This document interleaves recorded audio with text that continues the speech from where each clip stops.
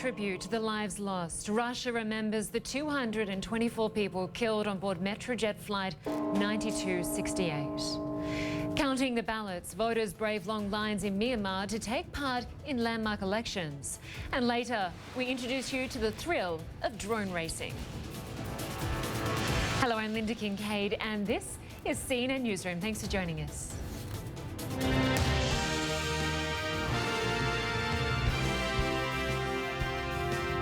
Russians came together in grief and prayer to remember those lost in the MetroJet air disaster.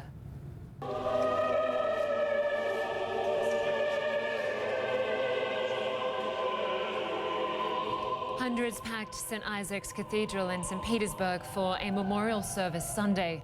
They remembered the 224 people who were killed when the plane broke apart over Egypt last week.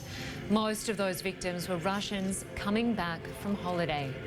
CNN's international diplomatic editor Nick Robertson was at the ceremony and joins us now from St Petersburg.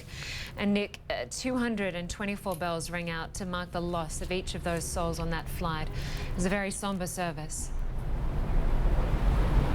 It was indeed, and significant because this was another day when the remains of some of those who died aboard that plane were flown, those remains flown back into St Petersburg. Families here still desperately waiting to receive those bodies. But today, this somber service, something that they perhaps could take a little solace in. Amidst the rich splendour of Russia's Christian Orthodox tradition, mourners, young and old, came to show their respect, came together in the face of calamity. It's horrible tragedy for all Russian people, for the family of those people. Bells tolled for each of the victims. 224 times. For 10-month-old Darina Grimova, for her parents Alexei and Tatiana, for Leonard and Alexandra, whose friends believe became engaged in Sharm el-Sheikh, for 32-year-old Daria Schiller, whose body has yet to be found, for Timur Miller, a 33-year-old businessman, and so many more. The congregation, dwarfed in the cavernous cathedral, still grappling with the enormity of the growing likelihood terrorism brought the plane down. This is machine. This is machine in the air, and no terrorist. This long-time St Petersburg resident, not so sure. I think it will be proved at some point it was a terrorist attack, she tells us. So, of course, I'm worried. We're all worried. Whatever the truth, few here think it will impact the government offensive in Syria. I think that government will follow the line that they have chosen already. That it was hundreds, not thousands here, surprising, given that this is the country's deadliest ever air disaster and an apparent direct targeting of its citizens by overseas terrorists. A potential game changer. At such a moment in this nation's history, its leaders are conspicuous by their absence. President Putin is not here. Leadership, for this day at least, is being left to God. A temporary glitch, a pause perhaps, in the continuum of Russian politics as its leaders ponder their next move. Well, one of those things those leaders are pondering at the moment is how to get all those Russians stranded by the suspension of air flights to Egypt, how to get them all back from vacation. Over the weekend, 79,000 estimated at 2 holiday resorts in Egypt. According to Russian officials now, 11,000 have been brought back in the past 24 hours, 30 tons of baggage, another 23 tons soon to come, we're told. Logistics of, if you will, the aftermath here. Perhaps, though, however, do pale into insignificance compared to some of the pain and suffering that still continues here, Lynda. And Nick, President Putin is, of course, the leader of Russia. He's also a native of St Petersburg, and he did call for this National Day of Mourning. But as you pointed out in your report, he didn't turn up today. What will the Russian people make of that?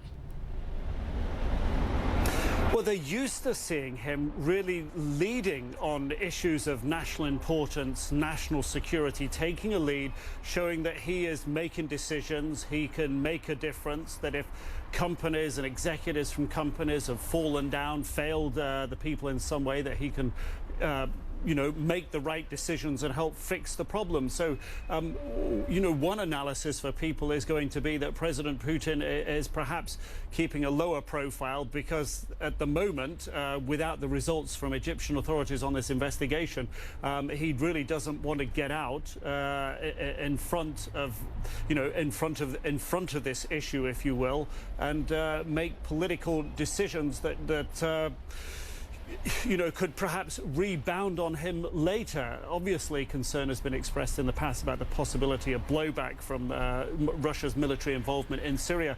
If this is proven to be terrorism, as everyone suspects right now, there could be a potential political price for President Putin to pay. So, you know, some people will look at this and say that's why he's been keeping a lower profile. But it has really been noted that by many that he just hasn't been seen around, or very little, this past week. That's a very good point. Nick Robertson in St Petersburg, we appreciate your analysis and reporting there. Thank you very much. And as speculation increases that a bomb brought down the plane, Egypt is saying not so fast. CNN's Ben Wiedemann is in Cairo with more on this investigation. And Ben, Egyptian authorities are saying there could be other reasons that this plane blew up mid-flight. What are they pointing to? Well, they haven't actually pointed to anything specific. What they're not pointing at the moment is the possibility that it was a bomb on board that aircraft, as so many officials in the U.S., the U.K., have suggested. Now, we did hear yesterday this press conference by Ayman al-Muqaddam, the head of the Egyptian investigation, and he did say that what they have discovered so far indicates something that is appears to be an in-flight breakup. Now, this in-flight breakup, however you might want to interpret that, took place 23 minutes and 14 seconds into the flight, rather 24 minutes and 13 seconds into the flight. But they still are shying away from any speculation that would point in the direction of a bomb. Now, this evening we heard an angry rebuttal by a spokesman for the Egyptian Ministry of Civil Aviation to reports about lax security at Sharm el-Sheikh International Airport, of passengers paying bribes to get through security checks as quickly as possible, and overall bad security, lax security at the airport. He said that Sharm el-Sheikh International Airport has 15 international inspections a year, and he described these reports of bribery and whatnot at the airport as ridiculous and unsubstantiated. Linda? So, Ben, what is the current security situation at the airport? Because we know that British authorities have sent in people there. We also are understanding that we're hearing that Russia is also sending in its own inspectors. Yes, so we can take it for granted that security has been definitely upgraded in the last few days as attention has focused on that airport. But anybody who's been through Egyptian airports, whether it's Sharm el-Sheikh or Cairo, will sometimes notice that the staff seems to be tired, indifferent, distracted by their cell phones, not necessarily paying the kind of attention you might expect at one of these international airports. But certainly what we've seen is we've seen some of the senior staff at Sharm el-Sheikh International Airport being reposted, in one case being promoted, but certainly regardless of the outcome of this investigation, and of course the investigation could take months, we're told by Egyptian officials, certainly it's likely that Egypt is going to take a long and hard look at airport security, not just in Sharm el-Sheikh, but across the country. Linda? Okay. Ben Wiedemann in Cairo, thank you very much.